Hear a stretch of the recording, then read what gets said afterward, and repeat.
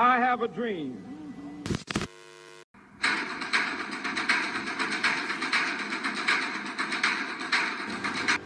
Où se produit-elle cette inégalité? Déjà en Europe, en Amérique du Nord et partout en fait. Sais-tu que la planète est marquée par de profondes inégalités de richesse? Les pays pauvres représentent 80% de la population mondiale. En revanche, les pays riches représentent 20% de la population mondiale, mais détiennent 80% des richesses, contrairement aux pauvres qui en détiennent 20%. Effectivement, le monde dans lequel nous vivons est très inégal et l'est de plus en plus. Les inégalités augmentent tant au sud qu'au nord de la planète. Ah bon? Explique-moi tout. Par exemple, au Brésil, les grandes propriétés terriennes de plus de 1000 hectares totalisent 0,9% du total des plantations agricoles.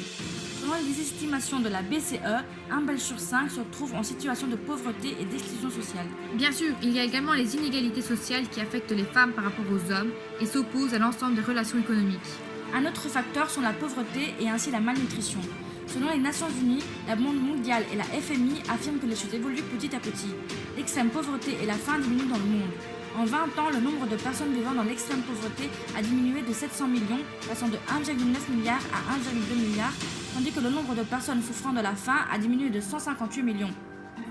Sais-tu qu'un adulte sur 5 ne sait ni lire ni écrire dans les pays en développement? Oui, et l'espérance de vie a augmenté au niveau des soins médicaux. 85% des décès concernant la tranche d'âge de 65 à 80 ans, 55% concernant la tranche d'âge de 15 à 25 ans. Tandis que dans les pays riches, nous avons 23% de décès concernant la tranche d'âge de 65 à 80 ans et 2% seulement concernant les jeunes de 15 à 25 ans. Dans nos pays en développement, l'espérance de vie a baissé pour cause de malnutrition, du développement de la pauvreté et de nouvelles maladies. Et nous comptons encore environ 72 millions d'enfants qui ne sont toujours pas scolarisés mondialement. Nous pouvons remarquer que les pays industrialisés sont souvent suralimentés, tandis que les pays moins avancés souffrent régulièrement de sous-alimentation. L'accès à l'eau potable reste assez difficile à atteindre pour certains pays sous-développés, malgré que celle-ci soit une source vitale. Près de 40% de la population dans les pays peu développés n'accède pas facilement à une eau potable. Les pays du Sud souffrent également de défaillances au niveau de l'électricité, près de 2 milliards de personnes n'en ont pas accès. Concernant le pétrole, mieux appelé l'or noir, il faut savoir que celui-ci joue un rôle important dans l'appauvrissement de la population. L'argent de celui-ci ne profite pas à la population qui ne peut donc pas remédier aux problèmes environnementaux causés par la pollution. Ces inégalités nord-sud sont essentiellement divisées au niveau des ressources monétaires et d'accès aux services essentiels. En effet, les pays en voie de développement comptent 98% d'enfants non scolarisés. Cette inégalité trouve son origine dans la spécialisation internationale du travail, la répartition inégale du capital, les inégalités de productivité et d'accès à l'emploi. Nombreux des pays de l'Afrique du Sud et de l'Amérique latine ont hérité du nom d'économie de rente, c'est-à-dire rente de plantation, d'extraction minière, centrée sur l'exportation de produits de base. Qu'avons-nous au niveau des dettes? Eh bien, parlons des dettes des pays du Sud.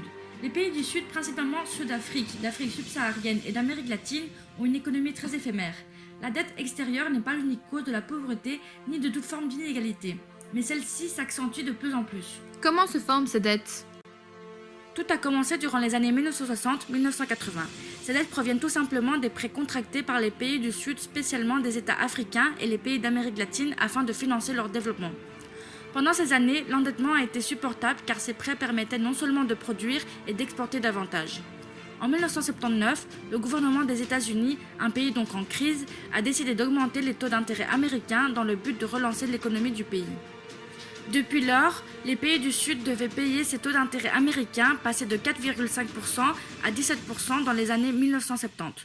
Entre 1970 et 1980, la dette extérieure des pays en développement a été multipliée par 8, passant de 47 à 381 milliards de dollars américains.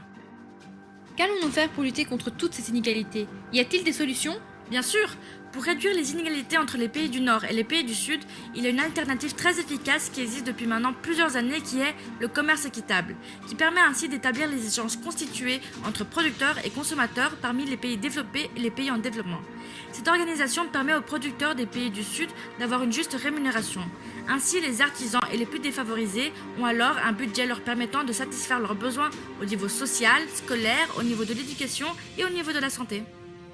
La Banque mondiale a également pris des initiatives pour mettre fin à l'extrême pauvreté d'ici 2030. Elle propose ainsi 6 alternatives pour lutter contre les inégalités nord-sud, dont voici quelques exemples. Développement de la petite enfance et nutrition. Couverture médicale universelle. Accès universel à une éducation de qualité. Et pour finir, les transferts monétaires aux familles démunies.